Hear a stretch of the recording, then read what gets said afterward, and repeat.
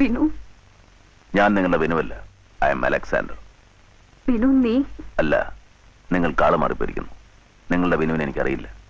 അമ്മയോട് നീ കള്ളം പറയുന്നു. അമ്മയോ? നിങ്ങളോ? ആ വാക്കിന് ഒരുപാട് അർത്ഥങ്ങളുണ്ട്.